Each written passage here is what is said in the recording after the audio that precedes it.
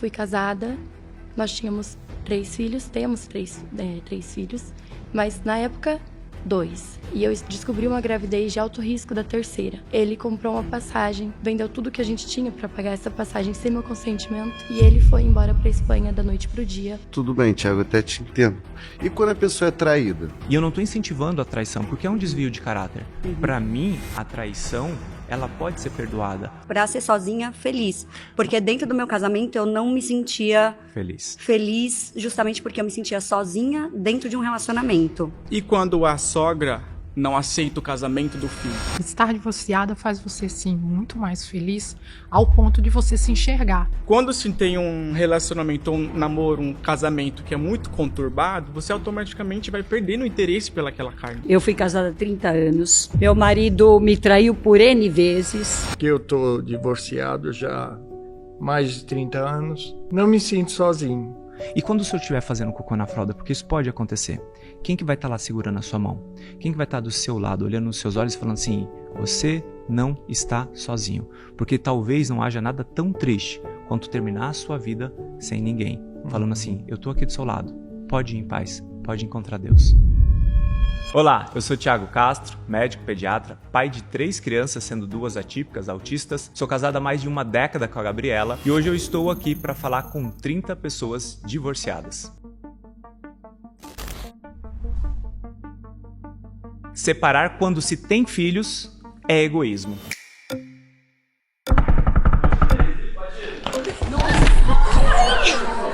A cadeira tá mais comigo.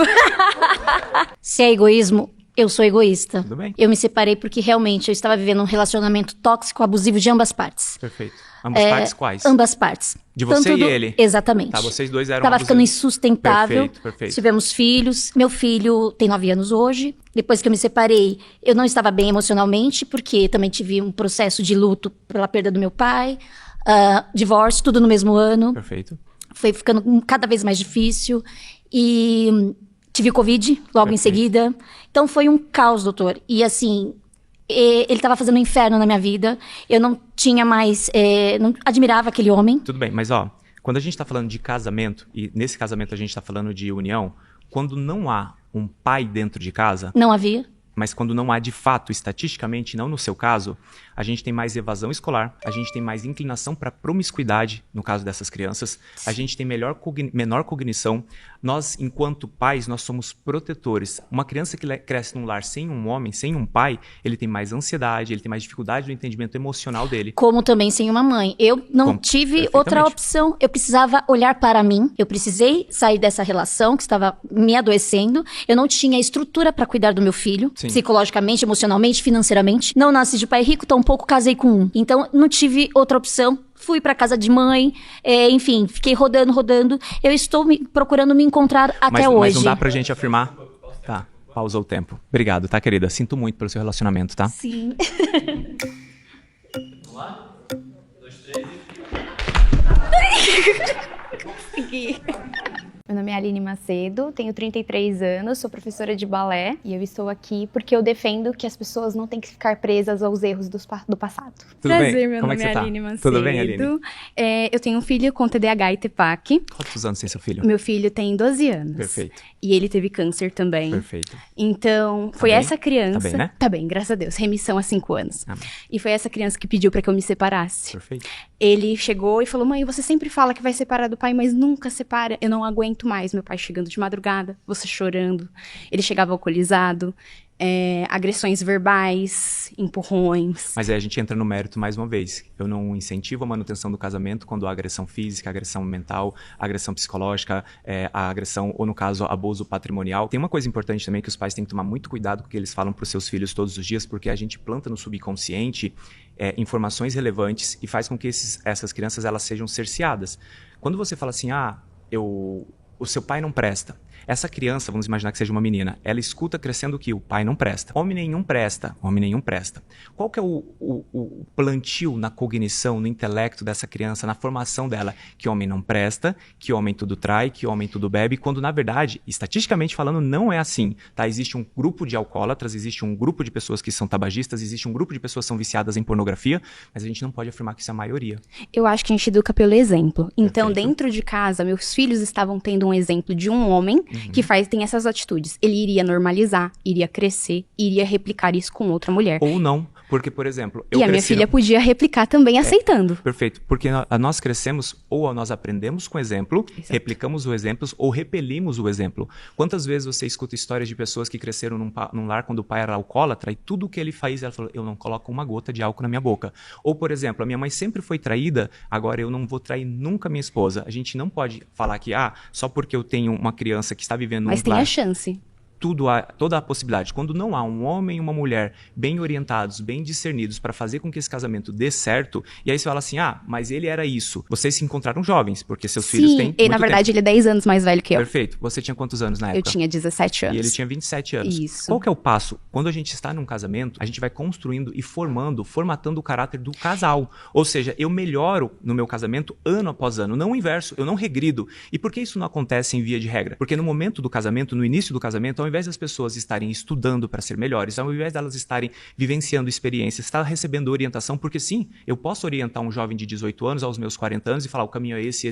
Só que nós, na nossa juventude, nós geralmente vivemos para os nossos comiseres, pelos nossos prazeres, a baladinha é mais legal, o barzinho é mais legal, a Netflix é mais legal. E aquele período que seria de maturação do casamento, ele é trocado por comiseres. Só que agora, 10 anos depois, é como uma criança que desenvolveu do 0 aos 10 anos com todo tipo de ambiente tóxico, todo tipo de ambiente problemático, ela já desenvolveu. E agora, ressignificar isso é o grande trabalho, é o grande desafio. Deveria ser assim, mas não é. Mas por exemplo, nós decidimos não ser. Em 8 anos de relacionamento, estava tudo bem. Já tinha traços, eu que não percebi. No último ano de casamento foi que ele começou com isso. Então, em vez de melhorar, piorou e muito. Mas então, no último ano, é uma decisão dele. Não, é uma decisão nossa de melhorar. Não, uma decisão dele de melhorar. Ele tinha que parar de beber pelos filhos, e não minha. Perfeito. Eu não posso tirar o copo da mão dele. É uma escolha dele não fazer pela família e pelos filhos. Eu concordo com você. Eu não estou argumentando, não estou incentivando, eu não bebo álcool, eu não fumo nada. Então, assim, eu sou uma pessoa que vive o que você está falando. Na verdade, o contrário do que você está falando. Quando eu digo uma decisão, é a decisão no dia 1 do casamento. No dia 1 do casamento, ele já era alcoólatra? No dia 1 do casamento, ele já tinha todos esses comportamentos? Não, e foi de adquirindo com o tempo, piorando com o tempo. Porque ao invés de melhorarem enquanto casamento, vocês só pioraram. E essa é uma decisão diária. Melhorar ou piorar é uma decisão diária. Mas é uma decisão que tem que ser tomada em conjunto. Se um não quer e o outro quer, não tem como. Mas você constrange no amor. Vou dar um exemplo da minha esposa. Minha esposa, ela tem uma vida inteira de fé. Ela tem uma vida inteira de evangelho. Eu nunca tive essa vida. E nem por isso ela colocou goela abaixo que você tem que ir à igreja e tudo mais. Eu via orando, eu olhava ela orando todos os dias por nós, pelo nosso casamento, e ela nunca jogou na minha cara ou falou, olha, se você não for o exemplo para os seus filhos, e o que eu me tornei? Eu me tornei uma pessoa cristã pelo constrangimento do amor. Eu tentei muitas vezes com o amor, até porque a minha família, por ser cristã, não, continua, e ali eu tentava continuar. Muitas vezes aceitei traição, aceitei ele chegando bêbado, e ele sempre prometia que ia mudar, e nunca mudava. Então, é quando tem aquela frase, é justo que muito custe aquilo que muito vale. Só que só quando um tá disposto a pagar o que muito vale, não tem como você obrigar a outra parte a pagar o que muito vale. É que essa é a sua experiência pessoal e que é uma experiência ruim. Mas que tem muitas mulheres que passaram por muitas coisas assim. Não todas.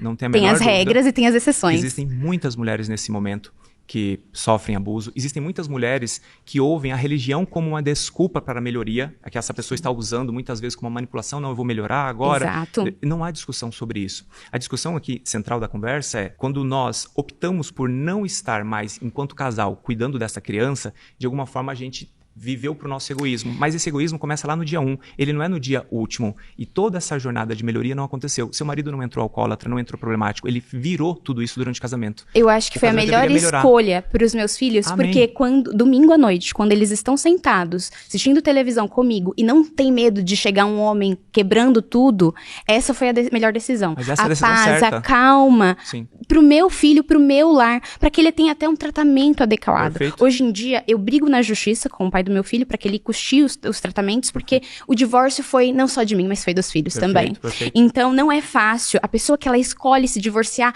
pelos filhos, ela escolhe os filhos. Ela escolhe manter os filhos, mesmo que isso custe o casamento. Perfeito. E aqui eu não tenho discordância nenhuma com você. Num casamento no padrão que você tem, não há a menor discussão que deve se separar, deve apartar-se, porque a pessoa ela é abusiva, ela é alcoólatra, todos esses desafios. A gente não pode ter agressão física com criança, a gente não pode ter agressão psicológica com criança, porque essa criança com agressão psicológica é um adulto com mais ansiedade. Sim. Mais ansiedade, ele tem mais tendência à frustração no mercado de trabalho, ele aceita empregos piores, ele aceita pessoas piores. Ele podia introduzir o álcool na vida do meu filho e a pessoa, quando ela bebe, quanto mais nova, a probabilidade de se tornar um alcoólatra é maior. Perfeito. Então, esse era o meu maior medo. Ele tinha disponibilidade. Obrigado, tá? Sinto muito, tá?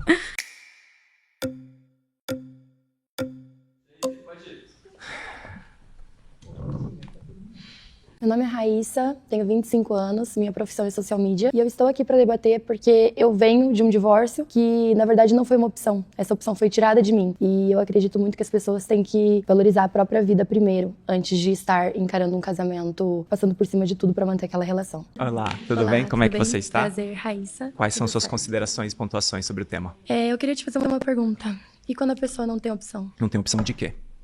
Do divórcio. Por que não tem opção do divórcio? Vou te contar um pouco da minha história, Perfeito. certo? Fui casada, nós tínhamos 3 filhos, temos três filhos, mas na época, 2. E eu descobri uma gravidez de alto risco da terceira. Uhum. E no meio desse contexto, ele comprou uma passagem e vendeu tudo que a gente tinha para pagar essa passagem sem meu consentimento. Quando eu cheguei em casa, as coisas já haviam sido vendidas. E ele foi embora para a Espanha da noite pro dia, construiu outra família lá. Até hoje eu não sei onde ele está e eu não recebo pensão. Porque ele é o quê? Egoísta.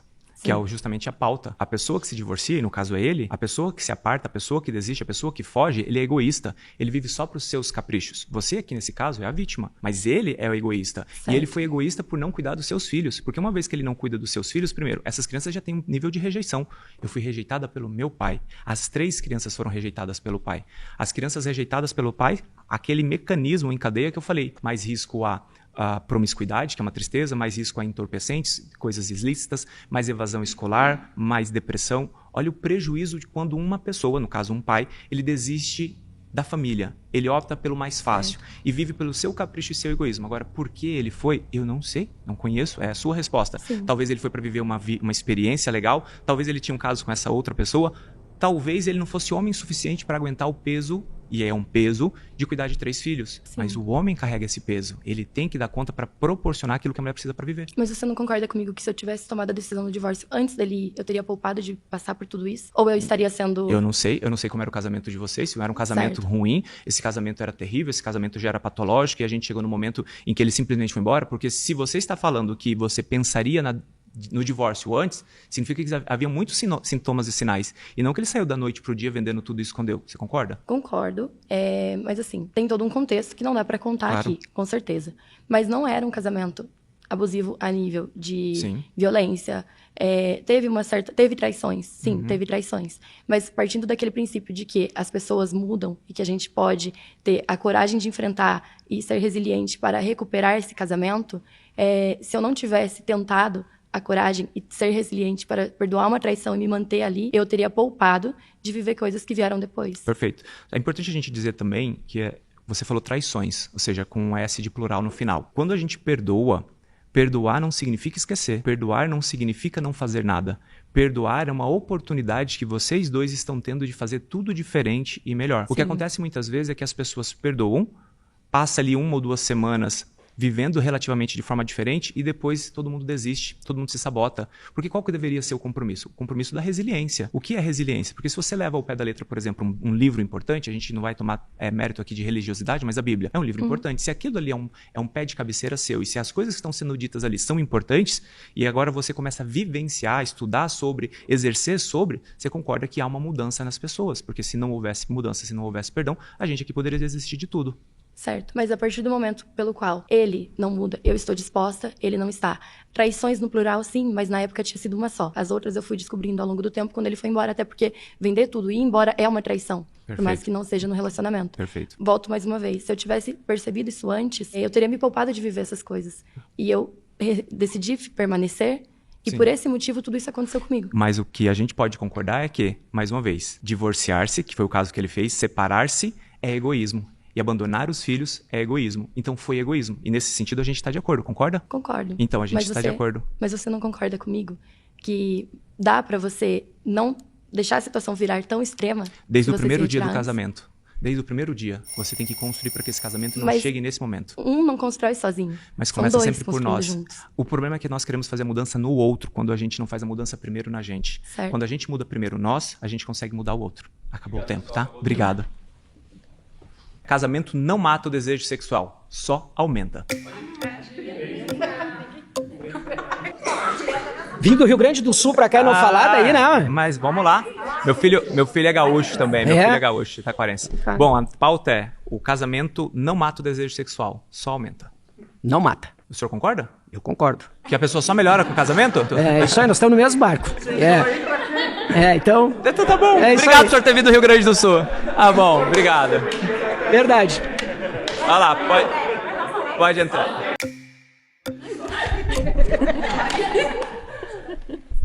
Bom, doutor, casamento não mata o desejo sexual, só aumenta. Casamento não é sinônimo de testosterona, né? E o amor, ele é uma coisa, o desejo sexual é outra. Perfeito. Eles podem existir sem um depender do outro. E as relações, elas amadurecem. Tem pessoas também que elas têm, você como médico com certeza sabe, questões psicológicas, físicas, que podem matar a sua libido, né? Mas essas coisas também acontecem fora do casamento. Sim. Então não é necessariamente o casamento o problema. Porque o desejo sexual, ele está em via de regra, além de todas as questões fisiológicas e hormonais, pautada no desejo daquele parceiro. Então, para você, o que é importante em um parceiro? O que você admira num homem? Muita coisa, mas Pode não falar? é só o sexo. Não, né? Sexo é a única coisa que vocês não admiram, tá? Brincando. Mas quais são as coisas que você, ao olhar o seu marido, ao olhar uma pessoa que você está interessada, o que de fato faz assim você desejar esse homem? Ao fato de você se entregar para ele todas as noites ou boa parte das noites durante o ano? O caráter, a maneira como ele me trata.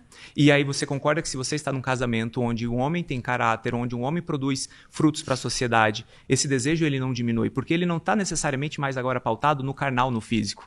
Não é mais o corpo jovem, não é mais a aventura. O desejo ele aumenta justamente porque você admira mais e ama mais essa pessoa. Então o problema não é o casamento. O problema, nesse caso aí, é com quem você está. Se essa pessoa não é esse homem, e aí entra no princípio, porque o casamento é para ser feito de duas pessoas que melhoram a cada dia. Vou te dar um exemplo meu, e exemplo não serve para nada, tá? Ou serve quando a gente está falando de ciência. A gente chama de casuística, né? Eu tenho uma mulher que passa por gravidez 3 vezes por ano, e ela fica absurdamente linda nessa gravidez. E por incrível que pareça, é na gravidez que a gente mais namora, porque tem questões hormonais, legais, e aí vem o puerpério. Aí nesse puerpério é natural a gente entender que vai ser um período com menos intimidade. Mas olha só que interessante, os números mostram que casais, eles namoram entre 3 vezes por semana ou até 7 vezes por mês. Então um casal, ele namora entre 3 vezes por semana, dependendo do casal, até 7 vezes por mês. Hoje o solteiro, porque a gente está falando sobre sexo, né? O solteiro, em via de regra, quando você pega um ano inteiro, ele namora ali 7, 8 vezes por mês, todos os meses? Possivelmente não. Então, o casamento te dá mais oportunidade de ter intimidade. Intimidade é bom, sexo é bom. Mas não quer dizer que você vai ter. Mas é não que uma realidade 100%. Não, é que que vai aumentar o desejo. Mas é que a gente está comparando o casamento versus solteiro. Estar solteiro vai garantir com que você tenha mais libido? Não, mas casamento também não. Depende, porque se somos casados e eu cuido de você, fazendo com que você tenha menos depressão, menos ansiedade, se eu cuido de você para que você seja uma mulher que se cuida melhor do seu corpo, você se sente melhor com você mesmo, você se sentindo melhor com você mesmo, você não vai ter mais desejo? Mesmo assim, pode acontecer de não, como eu falei. Pode. Existem dezenas de questões que podem impactar na libido das pessoas. Não tem a menor dúvida que todas elas precisam de ajuda. Mas dizer também que é o casamento que diminui essa libido não é a verdade absoluta. Não, não é. Vamos lá?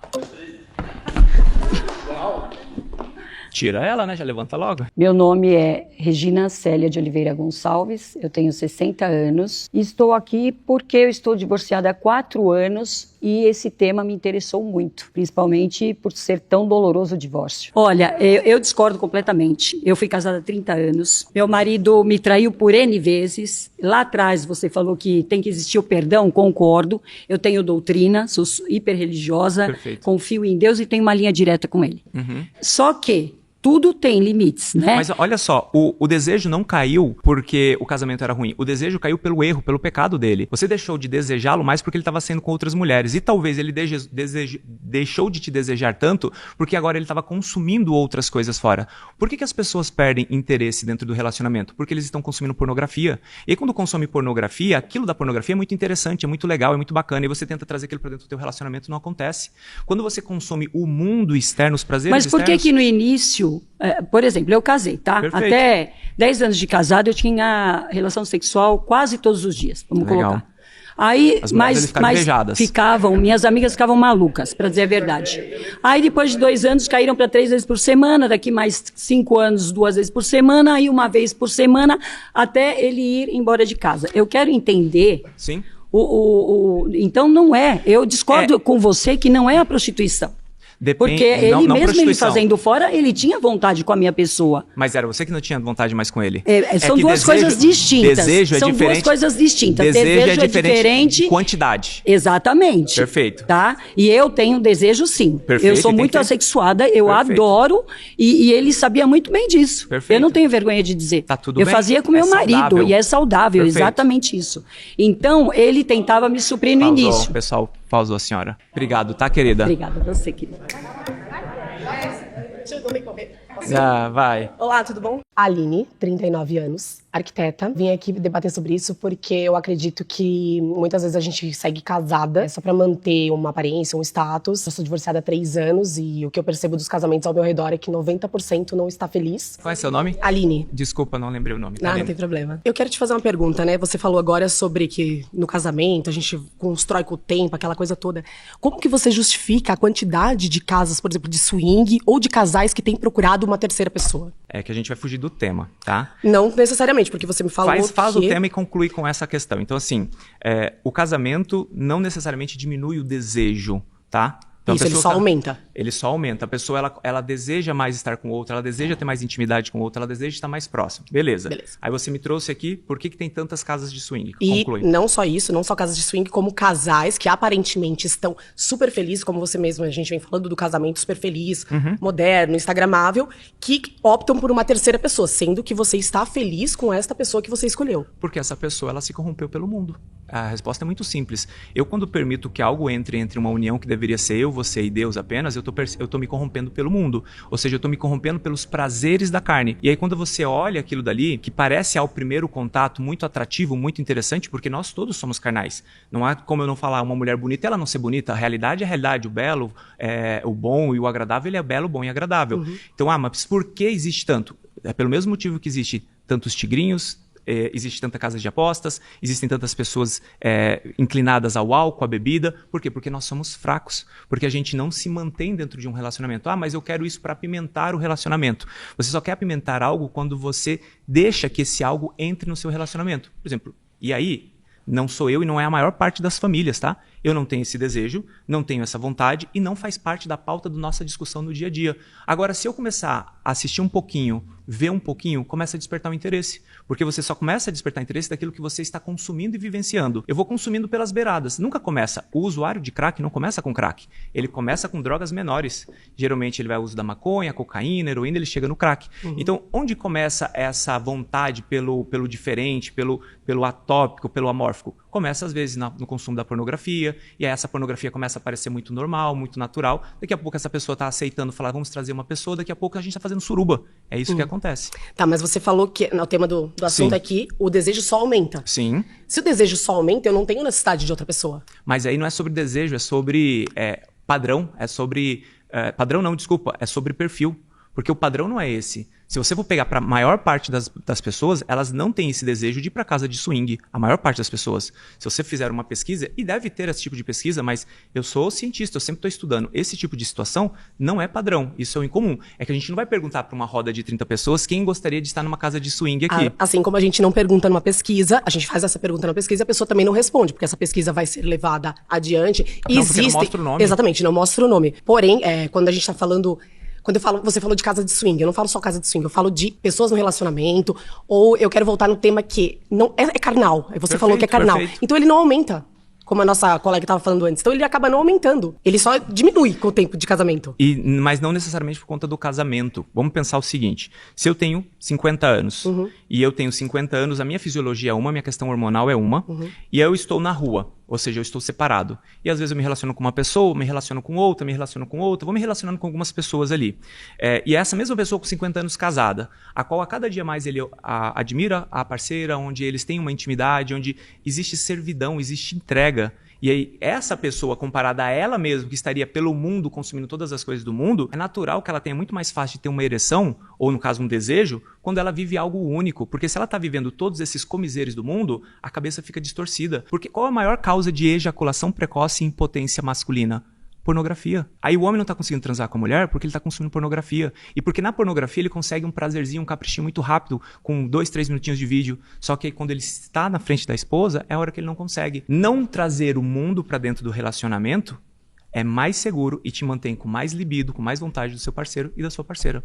Eu continuo não concordando, porque se a gente tá falando de carne, a gente não tá falando de relacionamento. Assim, perfeito. Né? A gente entrou nessa pauta, tipo, sexo é uma coisa, que você falou no começo que uma pessoa solteira não consegue manter, é mais difícil de manter a quantidade de vezes. Eu discordo totalmente. Hoje, solteira... Quantas vezes você faz por semana? Complicou. Pois é. Umas 4, 5, talvez. Eu faço umas 3 a 4 vezes por semana há 10 anos. Coloca o ano inteiro isso daí. Eu acho que... Então... Coloca o ano tudo inteiro. Bem, eu coloco, mas... Quem fez mais sexo? Eu garanto... Em 3 anos, eu garanto que eu fiz mais do que em 10. Em 3 anos separados. Mas se nos últimos 3 anos eu fiz 3 a 2, 3 vezes por semana? Eu faço de 4 a 5 vezes por semana. Mas todos os meses, de todas as semanas? Ou até mais. A gente tá falando daquilo que não é o padrão, porque você não é o padrão. Não sei, né? A gente tá falando de um padrão, a gente tá falando com você dando uma ponto de vista de quem foi casado. Mas você já foi divorciado? Nunca. Então você não tem o outro lado. Mas... Tá bom. Ah, tá.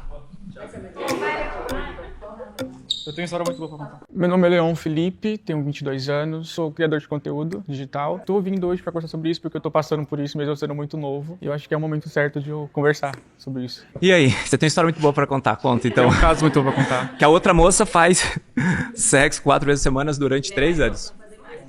Vamos lá, exato, ou seja... Bom, eu discordo porque depende... Tudo bem que depende de casal pra casal. Mas no meu caso, eu vou contar o meu caso. A gente é muito novo, era muito novo juntos, etc. Eu tenho 22, ele tem 20, fez 20 agora. Enfim, muito cedo. Só que assim, quando se tem um relacionamento, um namoro, um casamento que é muito conturbado, você automaticamente vai perdendo o interesse pelaquela carne. Mas aí o problema não é a carne, é a conturbação. Então, mas vamos supor, você é casado, correto? Perfeito. Vamos supor que sua mulher fez algo muito ruim que machucou você ou que mexeu com a sua cabeça. Mas no meu caso, eu não consigo ter uma relação com a pessoa que me fez mal naquele momento. Mas por conta do tempo. Porque dia após dia, minha esposa me conhece mais e eu a conheço mais. Depois de 10 anos, eu sei aquilo que não lhe faz bem e ela sabe o que não me faz bem. Então essas tribulações, elas deixam de existir. Problemas existem, não existe casamento perfeito, não existe casamento na bolinha, não existe nada disso. É resiliência, é amor, é servir o outro.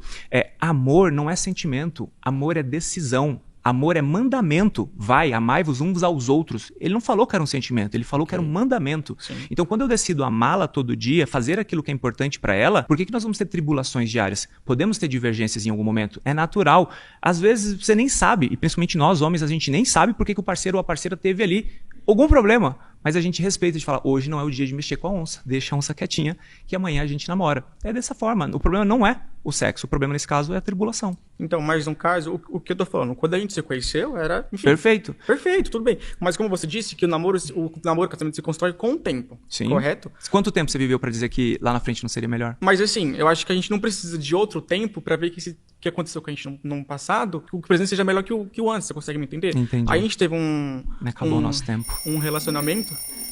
Desculpa. Obrigado, tá? Eu não vi. Obrigado. Tá? Sogra no casamento é apoio e não problema. Oi.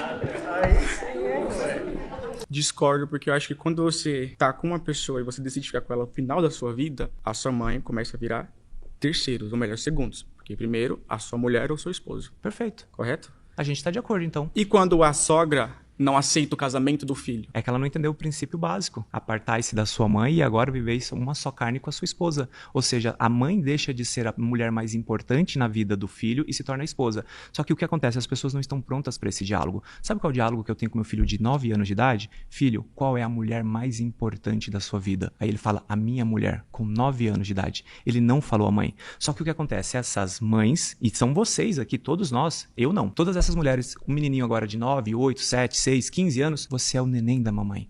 Você é a criança, a mamãe é a mulher mais importante da sua vida. A mulher tem um monte, mas mãe tem só uma. Quando na verdade ela deveria estar plantando justamente o contrário. Mulher tem que ter só uma também. Porque senão vira essa bagunça, que tá todas essas mulheres falando. Então nós estamos de acordo que depois que o homem cresce, escolhe casar, a mulher se torna a mulher mais importante da vida dele. Alguma contraposição nisso?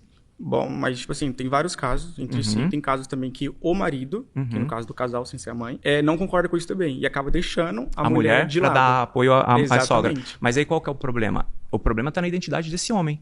Que esse homem ele ainda não é homem, ele ainda é menino. Porque se ele olha a mãe dele como a pessoa mais importante da vida dele, ele não se tornou homem ainda. Ele ainda tá vivendo a síndrome do Enzo, a síndrome do menino que é filho de mãe. E que quando brigar com a mulher, sabe o que vai fazer? Tomar um leite no copo da mãe, um leitinho na casa da mãe. E a mãe deste menino, que não é homem, sabe o que ele vai fazer? Eu vou fazer a comidinha mais gostosa que você faz. Ao invés de falar, infeliz, sai daqui e vai pra casa da tua mulher resolver os problemas com a tua mulher. Então o problema é o menino, é o homem nesse caso. Então, mas aí, o meu questionamento é, sogra não é o problema. Sogra, inclusive, é apoio. E ela pode ser apoio. Apoio não significa pessoa central. É apoio, quando você tem um apoio. Mas no caso, você concorda comigo que ela pode ser apoio quando ela concorda que ele deve estar feliz com a mulher que ele ama, sem ser a mãe dele. Sim. Mas a partir do momento que ela quer fazer intrigas com o filho dela, com a esposa ou o esposo dele, e quem resolve, aí não é mais apoio. Mas é exatamente o que eu defendo. Eu defendo que a mulher seja a principal pessoa e que se essa mãe ela está arrumando confusão com o casamento, aparta-se da sua mãe. Saia de perto. Não tem nenhum problema, porque você tem que defender a tua esposa até mesmo contra a tua mãe. E isso não é deixar de honrar pai e mãe, muito pelo contrário. O filho que separa a esposa dele e prefere a mãe dele. No caso, esse menino precisa crescer. Esse menino precisa crescer. É assim, e eu tenho meus filhos, e os meus filhos eu estou orientando como você tem que crescer. Mas a pauta do tema é aquilo que eu falei. A sogra não é problema. Ela é, inclusive, apoio. Tá bom? Obrigado. Ok, imagina. 1, 2, 3, Ai, deixa eu ver. Ai. Já foi. Meu nome é Carla Freire, eu tenho 40 anos, sou formada em Direito, atualmente estudo Psicologia, estou aqui para debater sobre relacionamentos, sair de um relacionamento abusivo com um narcisista e eu tenho uma página no Instagram que fala sobre relacionamentos abusivos, converso com muitas mulheres sobre relacionamentos abusivos, sobre o divórcio, sobre separação, por isso. Sou estudante de Psicologia, super curiosa, adoro Freud, sabemos de toda a teoria do Freud, que os nossos problemas vêm lá da infância. Quando a gente fala de transtorno de narcisista ou quando a gente fala de transtornos mentais, a gente sabe que a mãe, na grande maioria falando de homens heterossexuais, a mãe, que é o X da questão dos transtornos. No meu caso, foi o mesmo. Ex-sogra, a mãe do maravilhoso do meu ex, ela tem problemas sérios e que, logicamente, ele absorveu e transformou ele em um narcisista. Não tinha como ela ser uma solução. Não tem como ela ser uma solução na vida dele. Não tem como ela ser um apoio. E nem ser como apoio para nenhum relacionamento que ele tiver. Não foi que falhou no meu ou no anterior.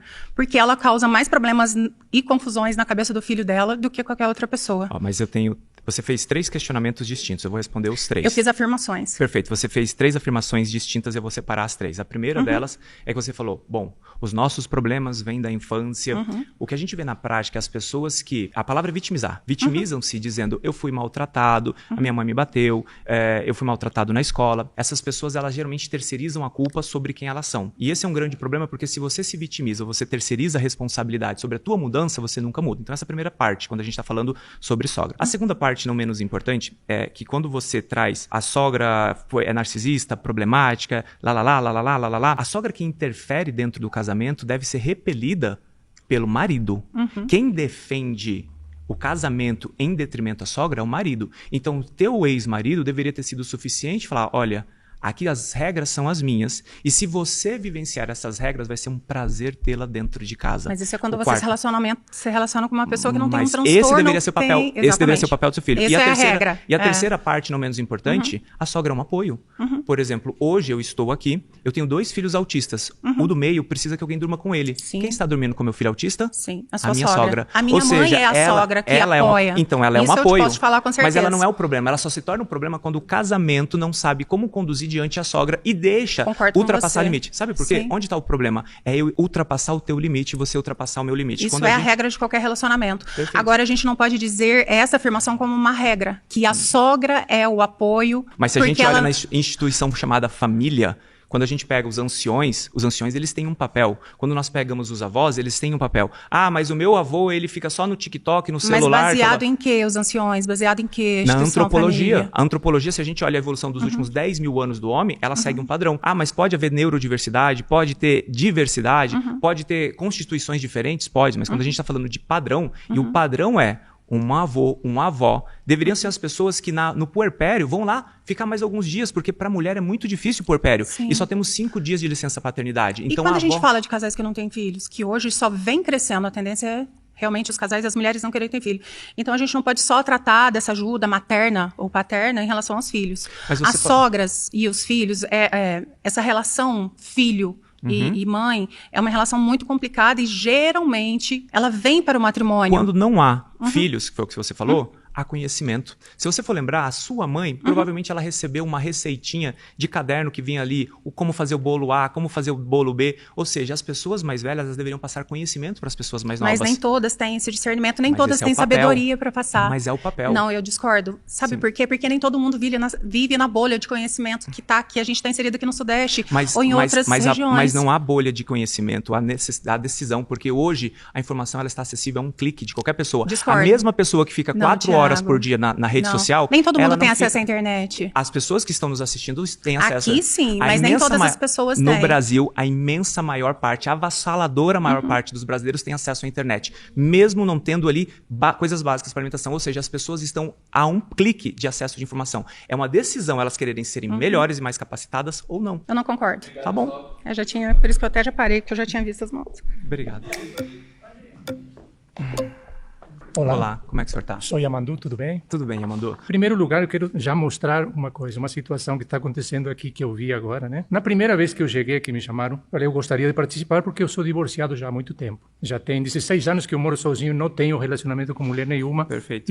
Mas é por opção. Perfeito. Eu estou feliz. Quando eu perguntei, somos só homens que vamos participar? Eu falo um pouquinho enrolado que eu sou uruguaio. Não tem problema, mas eu moro aqui há muito tempo. compreendo perfeitamente. Aí eu falei, quando são só homens? Falaram, não tem mulheres. Falei, mas eu não vou poder falar então. Perfeito. Só tem mulheres, só elas que vão querer falar. Isso é um consenso que eu e o senhor temos também, tá? Concordou com alguém, muito obrigado. Sim, não é nada. Então vou explicar uma coisa. Nós estamos falando aqui de relacionamentos. Perfeito. Relacionamento não é só feito de mulher. Perfeito. E não é só feito de homem. É feito de pessoas. Eu ouvi várias vezes o senhor falar a respeito da palavra de Deus.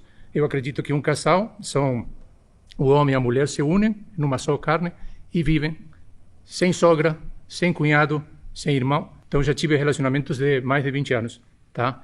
Está discordando que não falei nada para você discordar? Estou falando da minha vida, que eles podem levantar a mão se acharem que não... Ele discordou pelo meu relacionamento. Tá bom. Enfim. Eu já tive vários relacionamentos, eu tive filhos, tenho 3 filhos. Até agora todas as mulheres falaram assim, olha, porque quando a gente se separa, sobra tudo para a mulher, porque o marido...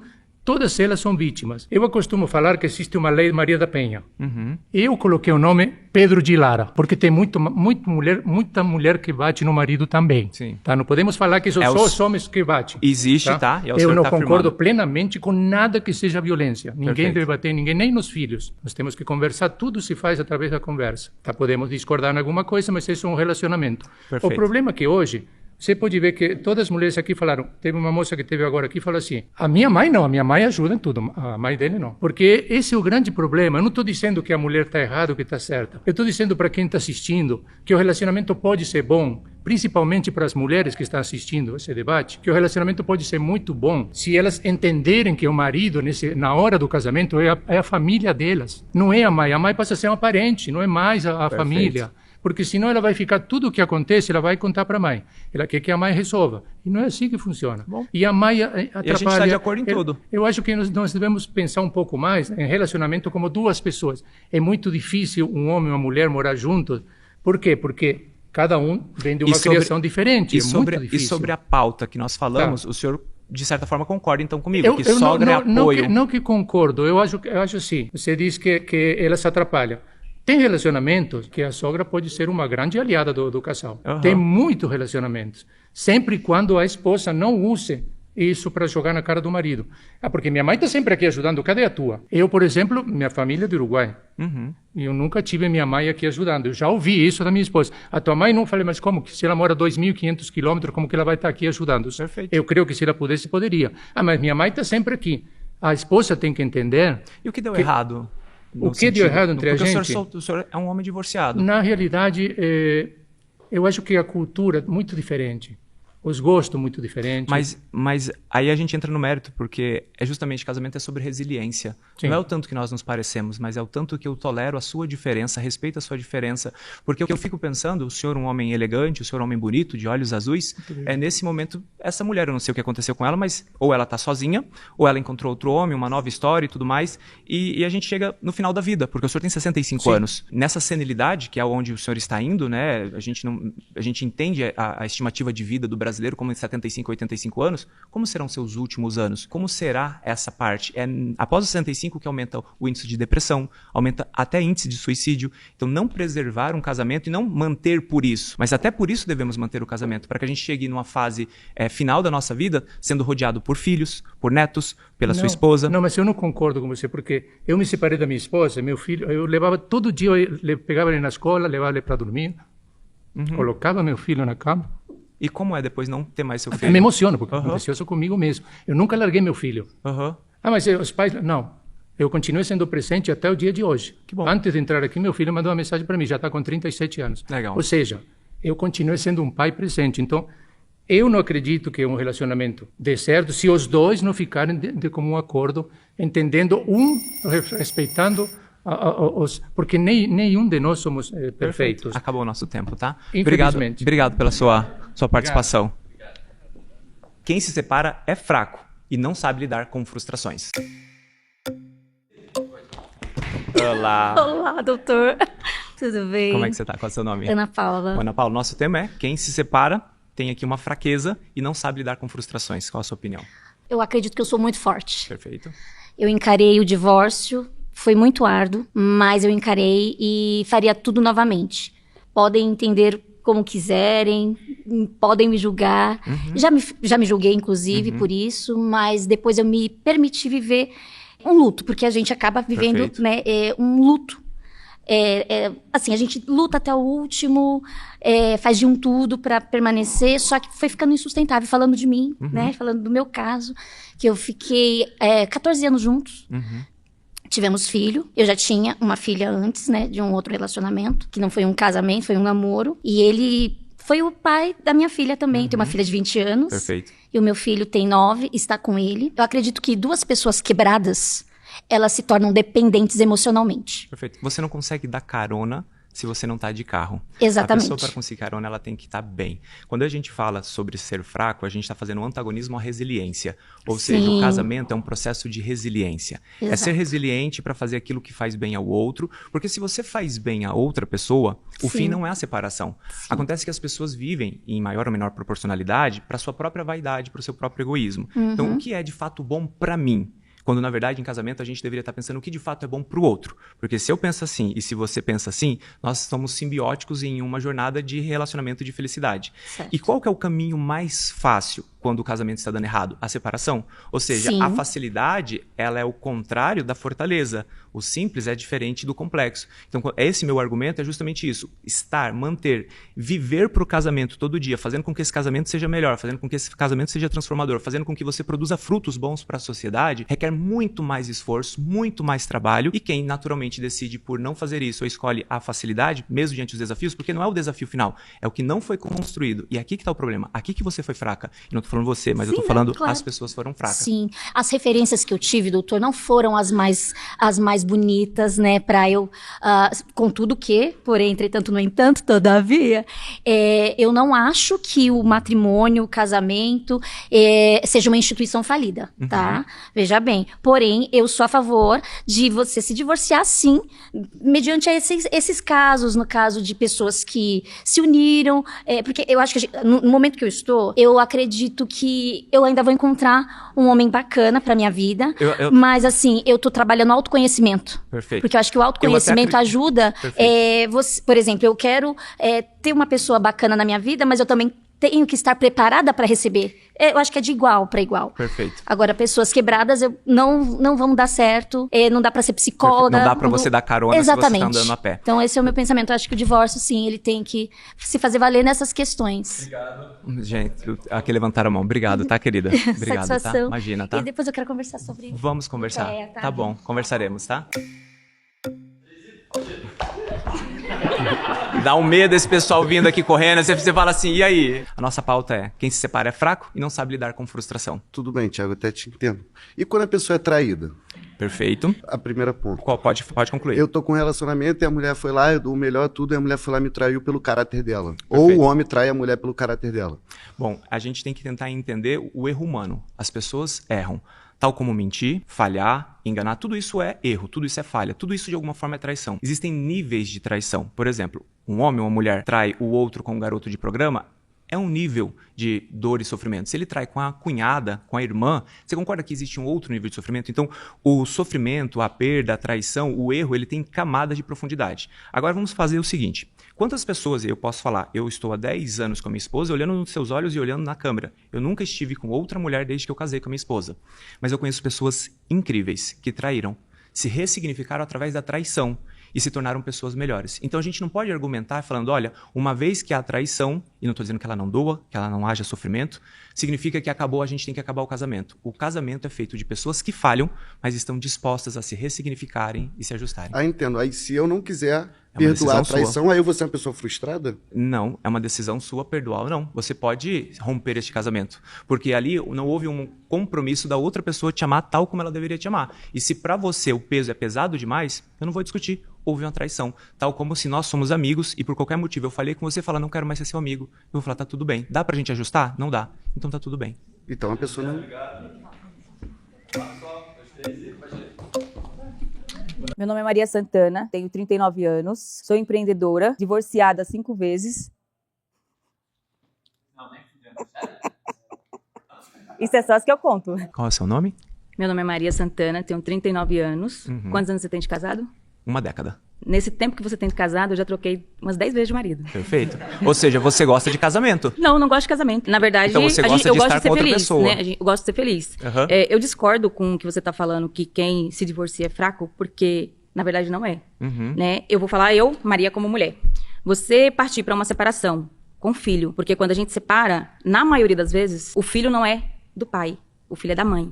Então você é casada, você separa, a carga vai ficar com a mãe. Porque se separou. Exatamente. Porque essa carga não é pra ser levada sozinha, é pra levar com 2. Exatamente. Então não é uma decisão fácil, não é ser fraca e nem ser frustrada. É uma decisão forte. Ser forte porque se você não tá feliz, é o mínimo que você tem que fazer é seguir em frente, deixar o outro seguir em frente. Mas você seguiu em frente, você separou outras 10 vezes, ou seja, seguir em frente não significou que você foi mais feliz. Tentar não quer demais. Você tá me provando justamente o contrário, você tá provando que casamento após casamento você não se encontra felicidade, ou seja, não é estar livre, porque você esteve livre 10 vezes enquanto eu não estive. Então por isso que eu não caso mais, porque eu tentei 10 vezes, nenhuma deu certo, então agora eu não caso mais. Tudo bem, e aí é na solidão que aí vai encontrar essa felicidade? Não, aí eu vou explicar pra você.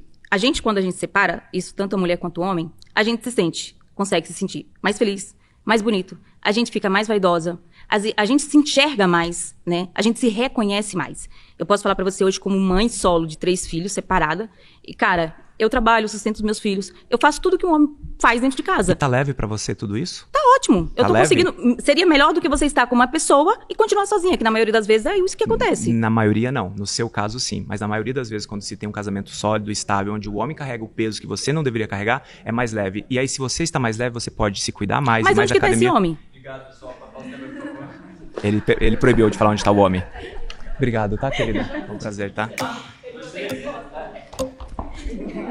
Como é que você tá? Prazer, doutor. Qual é seu nome? Lívia, perfeito, Lívia. Meu nome é Lívia Pereira, eu tenho 28 anos, sou engenheira de software. Acredito que todo mundo que está em uma relação que não te faz bem deve ter o direito de sair e ter uma chance de ser feliz novamente. A gente pode começar com essa pergunta até. Quem separa é fraco, não sabe lidar com frustrações. E a colega deixou uma pergunta no ar, né? Onde está esse homem se você quiser continuar?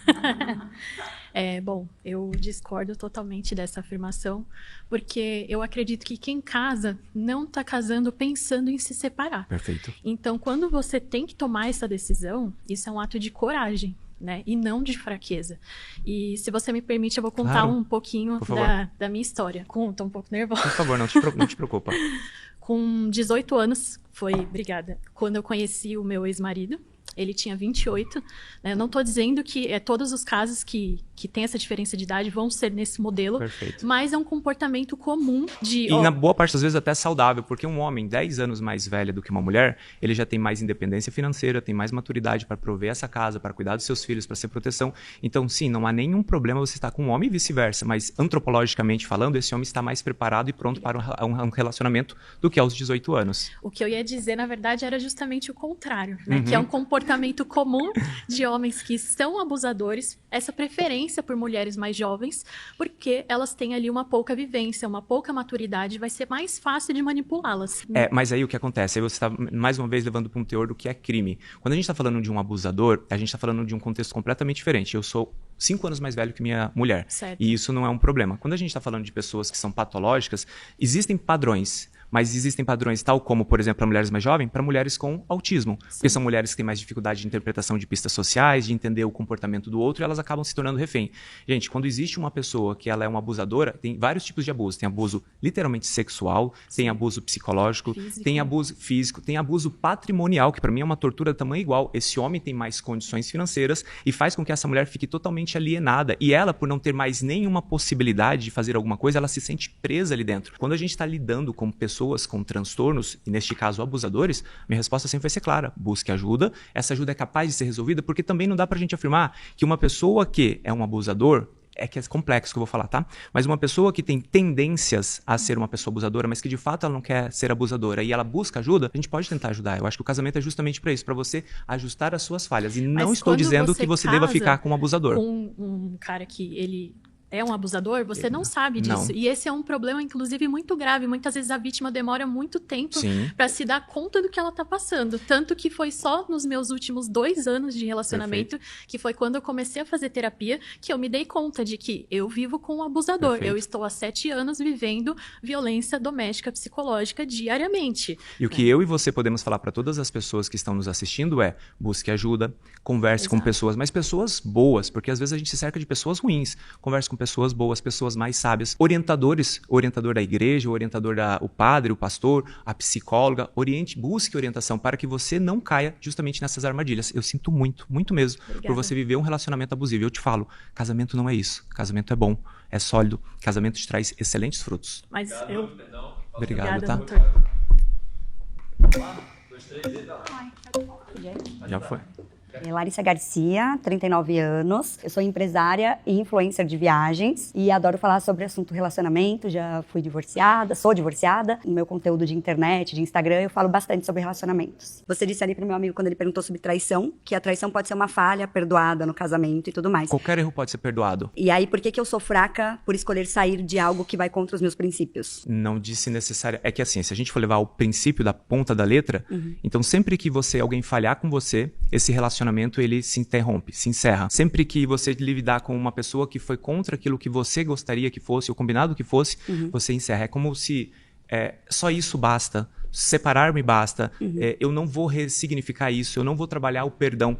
Perdoar é uma das coisas mais difíceis, mas também mais libertadora na vida das pessoas. As pessoas que praticam o perdão. Se você está com uma pessoa que sempre foi uma pessoa incrível, imagina você 10 anos de casado. Vamos colocar eu aqui agora. Eu tenho um casamento sólido, minha esposa é feliz, eu sou feliz e somos genuinamente felizes. Mais do que felizes, nós temos contemplação. A gente chega de manhãzinha, olha simplesmente a grama com os nossos filhos no colo e a gente fala: não precisamos de mais nada e mais nenhum lugar. E vamos imaginar que eu fale com ela. E eu falhei uma vez. Será que a gente deixa tudo isso pra lá? E eu não tô incentivando a traição, porque é um desvio de caráter. Pra mim, a traição, ela pode ser perdoada. O erro pode ser perdoado, porque nós somos pecadores.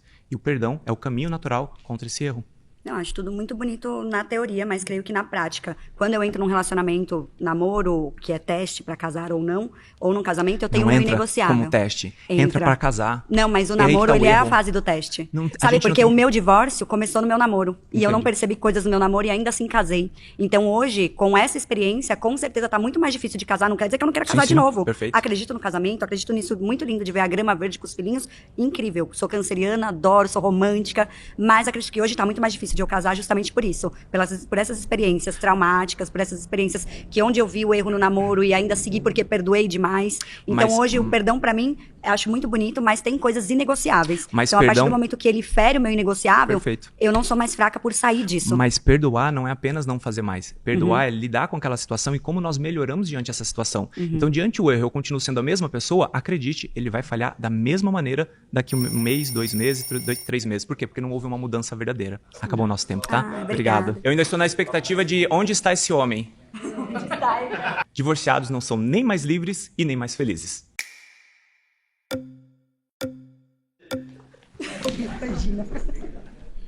Eu discordo. Por favor. Divorciado, sim, ele é livre, ele volta a ter a vida dele que ele tinha não antes, porque lógico, passaram anos, ele adquiriu bem mais experiências, né? Mas ele sim. E mais feliz?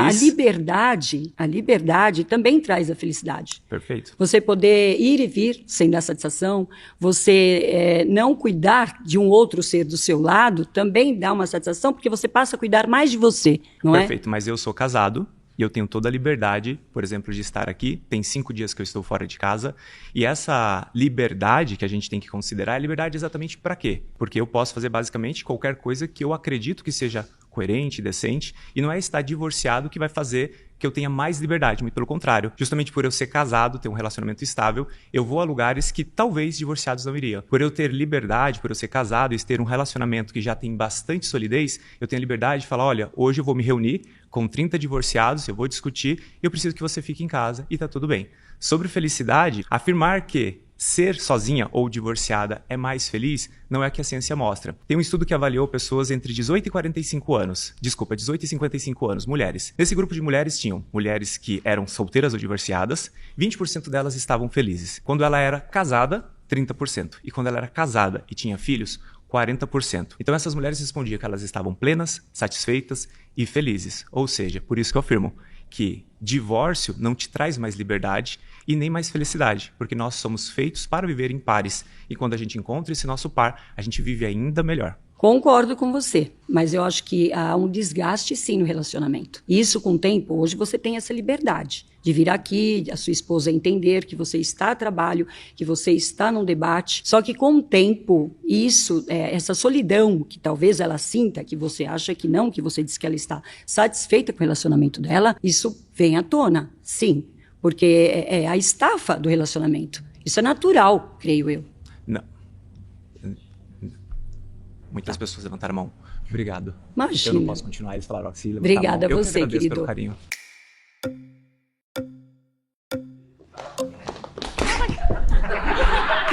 Ai, deixa eu ir, por favor. Deixa eu ir de relacionamento. Deixa eu ir. Faz um par ou ímpar aí, ó. Par.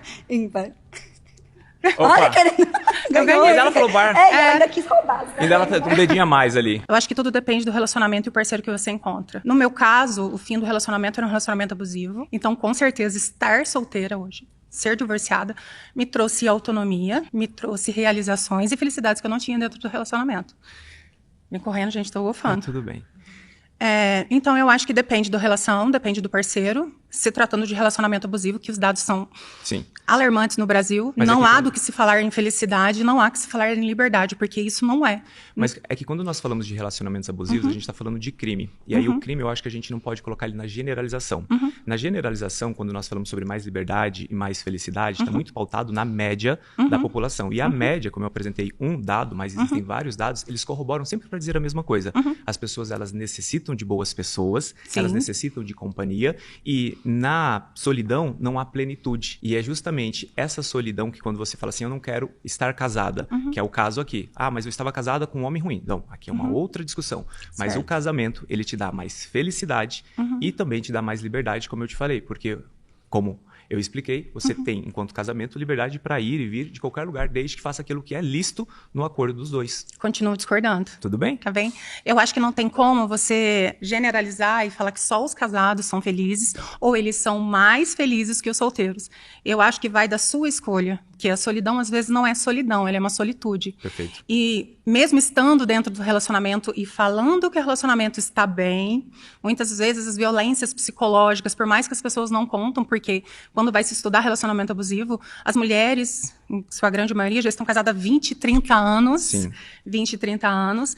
E tem que falar para a sociedade que elas são felizes, porque é assim que as mulheres são muitas vezes validadas pela sociedade quando elas estão casadas e com filhos, e elas precisam falar que elas são felizes e que sim, que elas têm liberdade. Só que para a mulher é muito diferente do que é para um homem um casamento. A mulher tem muita sobrecarga, a mulher ela precisa cuidar do marido, cuidar dos filhos e cuidar dela. Mas quando a senhora, você se encontra com um homem, o seu próximo marido, se assim você quiser ou não, esse marido ele tem que carregar uma carga maior ou não que a sua? Nunca. Na minha opinião, o homem carrega a carga mais pesada. A minha mulher, ela não tem que carregar a carga mais pesada dentro da casa dela. E eu tenho que proporcionar a ela essa tranquilidade para ela maternar muito bem, para ela cuidar do seu lar. E diga-se de passagem, ela é a CFO da nossa empresa. Ou seja, ela pode trabalhar fora, ela pode cuidar da casa e ser feliz com isso. Esse peso e essa exaustão só existe quando existe relacionamento patológico, o que não é a discussão. Porque se existe relacionamento patológico, você tem que se separar. Não há discussão sobre isso e não foi o que eu disse. E quando você fala assim, os casados são mais felizes, a maior parte dos casados são sim estatisticamente mais felizes do que as pessoas separadas e divorciadas. As mulheres, os homens são mais felizes? Eu não sei se você está mais feliz separada e divorciada. Eu sim. Exato. E eu também estou mais feliz por estar casado. Então a gente entra num dilema aqui que quando a gente traz para nossa opinião pessoal ou nosso caso, não é a mesma coisa. Agora, quando é estatística da população geral, que é o que a gente está discutindo aqui, casados têm mais liberdade e, por consequência, mais felicidade. Mas eu quero falar da estatística. A estatística ela foi feita com qual percentual de homens e qual percentual de mulheres? Esse estudo que eu lhe apresentei, ele é feito com 100% de mulheres, de 18 a 55 anos, que são exatamente vocês. Ou seja, 40 delas falaram que estavam mais felizes por não apenas estar casada, mas também por ter filhos, porque filhos é uma contemplação para a imensa maior parte das mulheres. Eu escutei outro dia de uma ginecologista dizendo uma coisa belíssima. A grávida, ela é a única ponte entre o Criador e o mundo. E realmente é muito isso. Já querem me trocar? Não, pode continuar. Eu tenho muitos argumentos para dizer. Eu acho que a renda interfere muito. Perfeito. Eu acho que é muito cômodo para as pessoas escutarem que as mulheres são mais felizes no relacionamento. E eu não estou dizendo que não. Eu entendo que relacionamento é muito bom, ele precisa ser vivido, mas desde que tenha muito respeito. Agora, como é o formato hoje, atualmente, eu não concordo. Obrigada. Eu que agradeço, querida. Cheguei. Você já tinha... Eu tentei muito. Eu não me encaixo muito no que a nossa amiga estava falando de relacionamento abusivo e tudo mais, mas eu tive um divórcio há 6 anos. Eu tenho 39 anos hoje, então considero que eu fiquei 8 anos num relacionamento. E acho que quando eu casei, me veio uma maturidade que eu não tinha antes do casamento. Perfeito. E a minha felicidade hoje está em viajar pelo mundo. Eu crio um conteúdo sobre isso. Eu sou muito feliz viajando sozinha e na minha própria companhia. Então, às vezes, eu sento num restaurante, eu gosto de escolher um prato, pegar uma bebida e apreciar o lugar. Eu gosto muito. E foi uma escolha minha me divorciar para ser sozinha feliz. Porque dentro do meu casamento, eu não me sentia feliz justamente porque eu me sentia sozinha dentro de um relacionamento. Eu concordo em partes, mas é que quando a gente olha a felicidade, eu tenho que olhar o contemplamento dela de tempo, espaço e perenidade. Porque se eu olho, por exemplo, a fotografia do momento, você tem muito mais prazer, por exemplo, em estar começando um relacionamento, você vai ter muito mais prazer em estar em uma viagem super legal, você vai ter muito mais prazer em estar vivenciando um momento épico com as amigas. Só que prazer é diferente de felicidade. E quando a gente olha a felicidade é um estado de contemplação, independente do que você faz. Porque, por exemplo, eu estou absurdamente feliz apenas de acordar e dar um cheiro no cangote dos meus 3 filhos todas as manhãs. Sim. E medir isso é humanamente impossível. Eu acredito que nem um espaço físico, nem um espaço de tempo, nem uma beleza natural seria tão mais gostoso que aquele cheirinho do seu filho pela manhã. Então, quando você traz assim, eu fazendo isso agora, eu sou mais feliz do que em outro momento. E é interessante que o casamento, ele melhora com o tempo. E essa é a minha opinião verdadeira. Hoje, eu tenho mais felicidade do que quando eu estava com 6 meses de casamento, vivendo toda a paixão. Porque eu entendo muito mais sobre eu, Thiago, e eu entendo muito mais sobre minha esposa. Entende, Thiago? Pra mim não é só a questão sobre o momento, acho que é muito relativo também. Eu sei que o senhor trouxe estudos, né? Mas eu acredito que a felicidade seja relativa nesse caso, porque eu sou uma pessoa que acredito no amor, acredito em casamento, inclusive. Eu sou canceriana, sou daquelas que luto até o fim, então não é como se eu tivesse desistido do meu casamento, pra ser feliz viajando. Não, mas foi algo que aconteceu na minha vida e hoje eu me considero muito mais feliz do que se estivesse num casamento. E esse é o seu perfil, mas não é o padrão. O seu perfil ele é moldado pelas suas experiências, pelo que teus pais te criaram, de como eles te criaram, pelos relacionamentos que você teve, para você chegar e agora, aos seus 39 anos, falar, não, eu acredito que eu sou mais feliz fazendo isso. Para mim, como eu te falei, isso é apenas um momento, é o prazer e não a plena felicidade. Perfeito. O que eu quero só colocar aqui, na verdade, porque você vai ter a sua opinião, eu vou ter a minha, claro, mas é fazer mulheres, na minha idade, por exemplo, entender. Eu me divorciei com 32 anos, jovem, né? Me considerava jovem. Então, entender que tem um caminho para a felicidade, não só socialmente aceito pelas pessoas, porque casou. Eu tive muito receio de me divorciar, porque eu pensei na minha família, pensei nos meus amigos. Desculpa. Tá certo, obrigada. Obrigado, tá? Foi um prazer, tá? Vem de novo. Sem correr. Olá, tudo bem? Meu nome é Solange Feliciano, eu sou executiva de conselho administrativos de empresa. Eu acredito muito que um relacionamento é muito além do que a gente vive no dia a dia, sabe? Eu venho de um relacionamento, de um litígio, então eu tenho alguns pontos para debater a respeito de filhos, de vivência e tudo mais. Qual é seu nome? Sol. Sol, vou ligar aqui, Sol. Eu tô divorciada há 1 ano e 5 meses. Vim de um casamento de 30 anos. Então, assim, quando a gente fala em casamento duradouro, que foi na outra pauta que você trouxe, sou muito mais feliz agora do que quando vivia casada há 30 anos. Sou mãe atípica, né? Legal. Então, assim, a gente ainda tem... eu vivi durante 30 anos uma relação separada. Eu emagreci 55 quilos. Voltei a olhar para mim e para os meus filhos com um olhar mais humano. Eu não tenho mais o meu peso extra. Eu tenho só os meus 2 filhos. Tenho o meu momento de solitude, aquele momento meu, sabe? De você poder deitar na cama e, esse quarto é meu, essa cama é minha, eu vou fazer a comida agora, a comida que eu quero, não porque ele não gosta daquilo, eu tenho que fazer a comida para ele, a minha... eu vou viajar, tem a rede de apoio para fazer isso. Perfeito. Sabe, eu não tenho essas pra cobranças. você, Mas quando a gente olha para as estatísticas, que nem no meu caso a gente descobriu o TEA do meu filho fazem 3 anos. Eu acabei entrando para a estatística. Né? A mãe que acabou sendo separada por causa disso. Mas olha só, você falou o fim, mas você não falou o meio. Quando é que de fato vocês desistiram desse casamento? Porque em via de regra, esse casamento ele não acabou nesse dia, 30 anos depois. Esse casamento ele acaba quando você não decide, dia após dia, ser a sua melhor versão e ser a versão para amar o outro, sobre o que o outro precisa. Por exemplo, se nós somos casados, o que te faz feliz? Porque a tua felicidade é o meu contentamento. O problema do casamento é que as pessoas acreditam que elas estão no casamento para ser feliz. E nós estamos no casamento muitas vezes para fazer o outro feliz. Porque se eu faço você feliz e na teoria você tem a mesma mentalidade e me faz feliz, a gente chega no denominador comum. Os casamentos se rompem não é porque o casamento é ruim. Até porque nós temos uma geração de jovens que nos assistem que estão escutando vocês dizendo, olha, o casamento é triste. É depois do casamento que eu fiquei mais magra, mais feliz e que tem meu tempo e que tem tudo isso. Mas a pergunta é, o que foi construído nesse casamento para que ao final de 30 anos ele fosse um casamento de contemplação? Por isso que eu afirmo que estar divorciada não necessariamente faz feliz. Como você manejou durante a sua vida este casamento é apenas o fim do meio todo. Estar divorciada faz você, sim, muito mais feliz ao ponto de você se enxergar. Quando você vive muito tempo com aquela pessoa, que nem...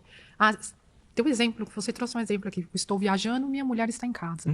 Quando a gente se separa e o marido tem que assumir a guarda do seu filho, ele começa a entender qual é o lugar da mulher. Perfeito. Né? Porque aí ele consegue enxergar os desafios que a mulher tem em casa. Sim. Ainda mais quando uma criança é autista, tem TEA. Né? Que aí vê que a responsabilidade que a mulher, além dela gerar a casa, a carreira e o filho... Por isso o homem tem que carregar o peso maior. Por isso o homem tem que dar uma qualidade de vida melhor para a mulher e não é uma fala machista, é uma fala assim, eu quero te proteger, eu quero te servir. Se precisar, eu trabalho o dobro para que você não possa trabalhar. E se você quiser trabalhar, você pode, você só não tem que, mas você pode. Ou seja, esse é o papel meu enquanto homem de protetor e criador desses filhos. Mas nem todo homem age assim. Tudo bem, mas aí... É isso que a gente tem que colocar em pauta. Eu sei. Nem todo homem age assim. Quando ele começa a enxergar que aquela criança, que ele acreditava ser uma criança normal perante a sociedade, tem um diagnóstico, ele já começa a enxergar o casamento dele e a mulher dele como ela vai ficar com esse peso. Eu não fico com esse peso. Nosso tempo acabou, tá bom? Eu já vi. Qual o nome do seu filho? Rodrigo. Legal. Quantos anos ele tá? 14. Legal. Você me conta. Depois a gente conversa. Sim. O 6º e último tema é, quem se divorcia sempre acaba sozinho. Deixa eu fazer algo aqui rapidinho pro pessoal. A gente estava falando sobre inclusão ali, eu queria fazer a minha autodescrição, tá bom? Okay. Eu sou uma pessoa branca de 1,84 m, peso 90 quilos, tenho cabelo grisalhos e também uso barba branca. Eu estou usando um terno preto e para as pessoas que têm deficiência auditiva, oi, tudo bem? Eu sou Thiago, obrigado por vocês estarem aqui. Vamos continuar agora. Quem se divorcia sempre acaba sozinho. E como, né? Então a gente está de acordo. Não, acaba sozinho, que eu diga, não em termos de ficar sozinho, mas a outra... Não, eu fiz confusão, gente. Ficou, não tem problema. Desculpa. Ela concorda comigo que quem separa fica sozinho. Vem outro, pronto. Deixa eu ir. Vem. Bem, eu acho que quem acaba sozinho é o que menos amou. Porque o que mais amou, ele não acaba sozinho. Perfeito. Ele guarda lembranças boas. Perfeito. Então não tem como você acabar sozinho se você guardar lembranças boas. Você acaba sendo uma ótima companhia para você, porque você sabe que você deu tudo de você. Independente de ser homem ou mulher. Perfeito. Se você deu o melhor de você, você vai colher o melhor para você, independente da separação. Sabe qual é a maior queixa das pessoas na vida final delas? É que elas não têm com quem conversar. Elas queriam conversar. Com 80, com 75 anos, com 90 anos, elas sempre querem pessoas para conversar. E sabe o que muitas vezes elas ouvem dos filhos e das pessoas à sua volta? Mas quando eu queria conversar com você, você não quis conversar comigo, eu não quis estar presente. E o senhor falou que o senhor é um bom pai, e o senhor falou que o seu filho fala frequentemente com o senhor. Então não é sobre o senhor.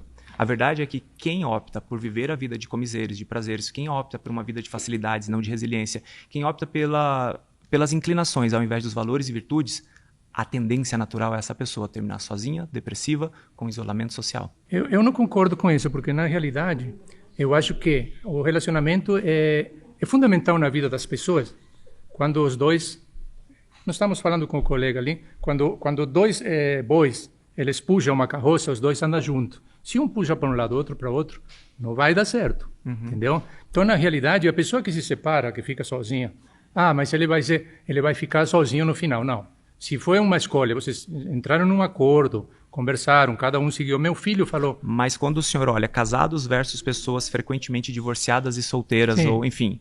Qual desses dois grupos tem a inclinação natural a terminar mais isolada e sozinha? A pessoa que constituiu família, ficou casada e se manteve no casamento, ou a pessoa que é solteira, que deixou a família para, às vezes... A moça falou que ela saiu ali, o marido foi para deixar para outra família. Como é que esses filhos desse primeiro casamento... E não só isso, como é que os filhos do outro casamento olham para esse pai quando ele deixou também outro casamento? Hoje em dia não existe mais isso. Sim. Hoje em dia os filhos... Meu filho disse para mim assim... Pai, por que você não separa e vai ser feliz?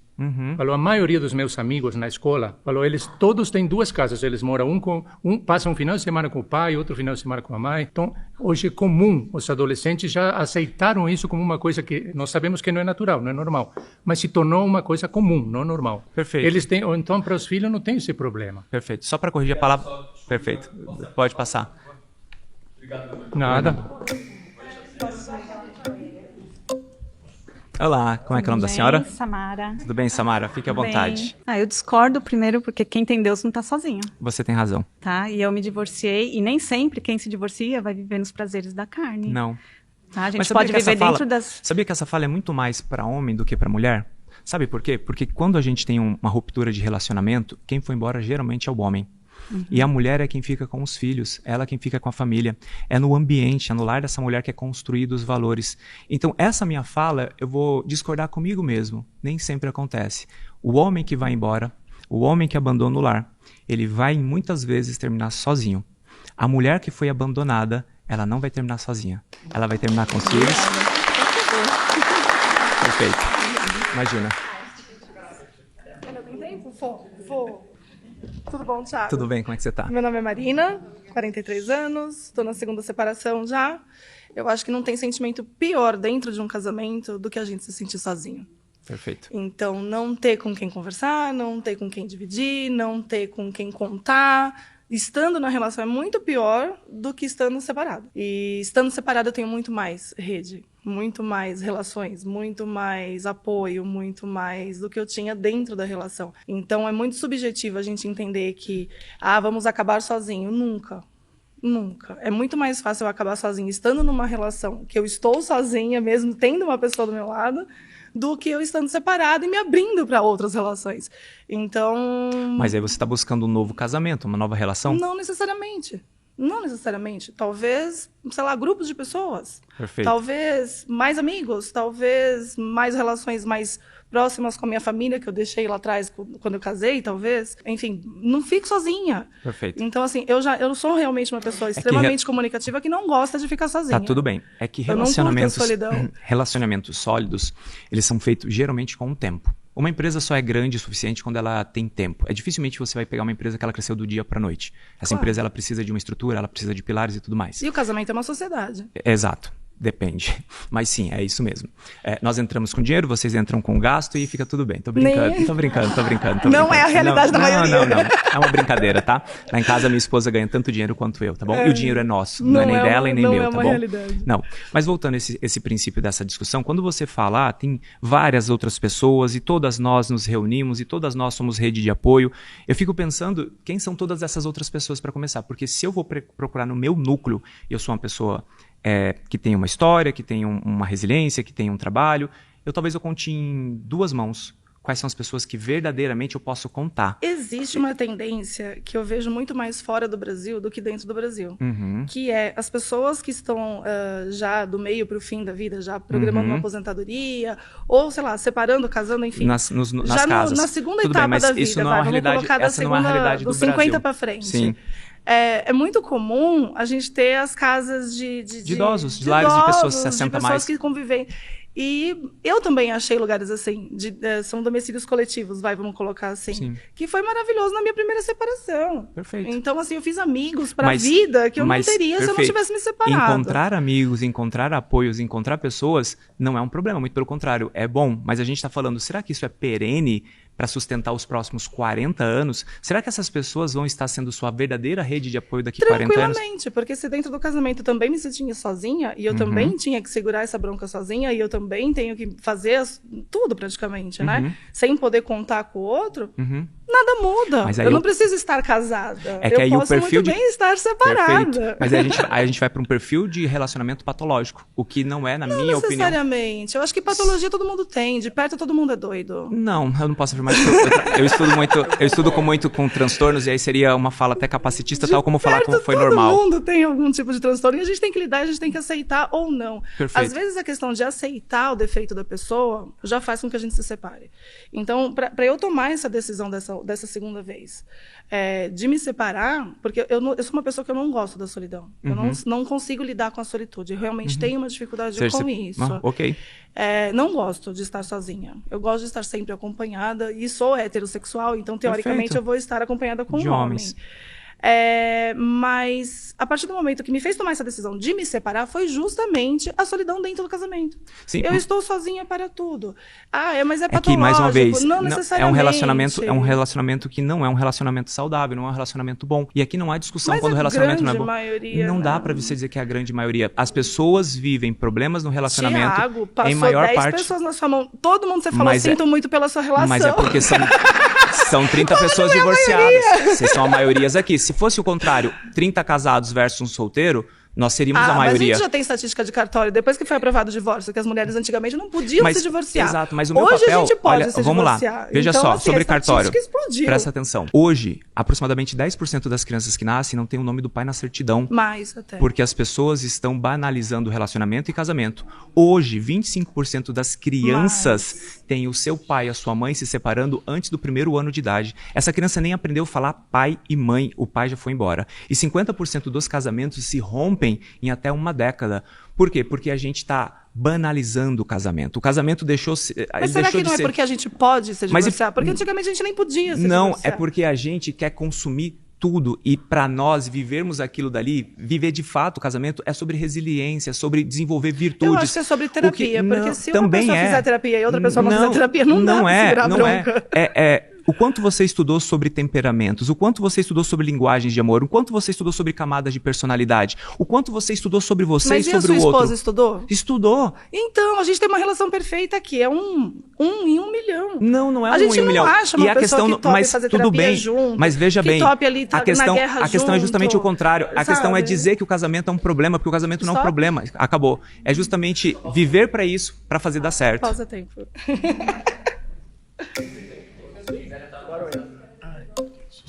E aí, querido?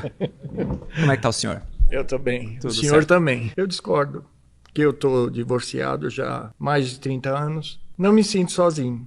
Perfeito. Eu, muitas vezes, até recentemente, me separei de uma relação porque eu me encontrei. Então, eu não tinha a minha companhia. Só tinha muito do outro. O senhor está completo, realizado e feliz? Sim. Perfeito. E como é que é o relacionamento dos seus filhos com o senhor? Não tenho filhos. E como serão os últimos dias? Meus últimos dias? Só Exato. Deus sabe. Deus faz o papel dele, né? Por exemplo... Não, eu também estou fazendo o meu. Alguém depende do senhor hoje para sobreviver? Não. Exato. Eu tenho várias pessoas que dependem de mim hoje para sobreviver. Quando a gente entende... serve plantas? Mas não, as plantas planta dependem de mim. Não, são pessoas. E até na nossa morte a gente tem que pensar das pessoas que a gente ama e que a gente cuida. Então se eu morro hoje voltando para minha casa, eu tenho um seguro de vida onde eu vou deixar os meus filhos pelo menos seguros nos próximos anos. E esse é o papel enquanto eu tenho pessoas para isso. Ou seja, até mesmo na minha morte eu estou servindo a minha família. E aí qual é o contrário? O contrário é o que eu converso com meu filho. Lembra aquele que eu falei de 9 anos que eu fico falando que a mulher mais importante vai ser a mulher dele? Eu falo para ele sobre a minha morte. E se eu morrer agora? Qual que é o nosso discurso? E a gente tem que ter diálogo de gente grande com amor com os nossos filhos. E não ficar falando de gibi da Turma da Mônica. E eu falo para ele, filho, quando eu estiver fazendo cocô na fralda, porque isso vai acontecer, quem vai cuidar de mim? Você sabe que é você, não sabe? Ele fala, sim, pai, e eu vou cuidar com muito carinho. E quando o senhor estiver fazendo cocô na fralda, porque isso pode acontecer, quem que vai estar lá segurando a sua mão? Quem que vai estar do seu lado, olhando nos seus olhos e falando assim, você não está sozinho. Porque talvez não haja nada tão triste quanto terminar a sua vida sem ninguém. Falando assim, eu estou aqui do seu lado, pode ir em paz, pode encontrar Deus. É isso. Acabou o nosso tempo. Mas Obrigado. você é uma pessoa fora da curva. Obrigado. Nos 30, né? O senhor tem que se virar nos 30, tá? Sim, 38. 38 segundos. Eu não vou nem fazer a réplica, eu vou deixar só o senhor falar aqui para o senhor complementar a nossa fala, tá? É sobre a solitude final, quando você não tem uma parceira, quando você não tem filhos próximos, quando você não construiu uma jornada. Quando literalmente se está sozinho, abandonado e sem uma estrutura que sustente a vida dele naquele finalzinho. Qual o nome do senhor? Meu nome é Jamir. Seu Jamir, então vai lá, seu Jamir. É um prazer estar aqui. 38 segundos. Putz, mais do que os 30 tá ótimo. Na realidade, o meu pensamento é que a uma escolha por uma decisão, você é obrigado, qualquer um tem que assumi-la. Ao decidir separação, pode sim acontecer uma situação de, ao fim da vida, ele se encontrar sozinho. Aí nós tivemos aí a contribuição de todos falando dos relacionamentos. Como você interage com os tios, com os sobrinhos, com toda aquela rede que você tem, não necessariamente com a pessoa com que você casou. Então, nesse sentido, eu discordo, porque a pessoa pode se estruturar de alguma maneira e receber isso como um castigo ou como uma bênção. Tá bom, obrigado, tá bom? Agradeço. Imagina, foi um prazer. Eu quero dizer para vocês e para todos vocês, tá? É uma tristeza que vocês tenham vivido relacionamentos difíceis, abusivos, mas a gente não pode desistir da instituição família, porque esses jovens que nos assistem, eles pegam muitas vezes vocês como ponta, como referência, e essa não deveria ser a naturalidade, a normalidade. Eles precisam olhar para o casamento falando, isso é bom, isso é agradável aos olhos de Deus, isso é agradável aos olhos da sociedade. Homens que são casados, eles são mais bem remunerados do que os homens separados ou divorciados. Homens que são casados, eles constroem mais patrimônio do que homens que não são casados ou divorciados. Ou seja, casamento é tudo de bom, só que desde o dia 1 ele tem que ser construído. Perguntaram aqui, e o homem perfeito? Né? O homem perfeito você não acha, você o faz. Tal como a mulher perfeita. Ela é construída dia após dia, desde o primeiro dia 1 do casamento. Onde vocês comungam, onde vocês estudam, onde vocês refletem, onde vocês se tornam melhores. E é assim que tem o homem perfeito. E sim, o homem perfeito existe. É o seu. A mulher perfeita está lá na minha casa. Chama Gabriela Castro. Assim como eu desejo que cada um encontre um casamento perfeito. Não é facilidade, não é simplicidade, tem que ter resiliência, tem que ter paciência, mas acima de tudo tem que amar o outro mais do que ama a si mesmo. Muito obrigado por me dar a oportunidade de falar com todos vocês. Se Deus existisse, ele não se esconderia. Como é que a gente encontra Deus no final das contas? Tem tantos ateus por aí, tantas pessoas buscando um contato com essa divindade e ela não se apresenta. O criador desse relógio não existe, porque eu não tô vendo ele. Mas tá aqui a prova. O ser humano é a maior prova da existência de Deus. Então, se Cristo chega e fala assim, ó, a partir de agora acabou a escravidão, o Império Romano tinha matado ele muito antes, ele não tinha nem conseguido terminar o ministério dele, entende? Se o inferno não existisse, a conotação de Deus não poderia ser bom e a presença dele constante no homem. Ele acreditava que o fim dos tempos estava prestes a acontecer. E é um exemplo de profecia dele que não se cumpriu. E é uma das profecias mais importantes, talvez, de Jesus, porque muitos de vocês desta geração testemunharão tudo isto que estou dizendo aqui e não aconteceu. E a gente está há mais de 2000 anos esperando essa profecia. Se eu começar a flutuar aqui, eu me converto, hein?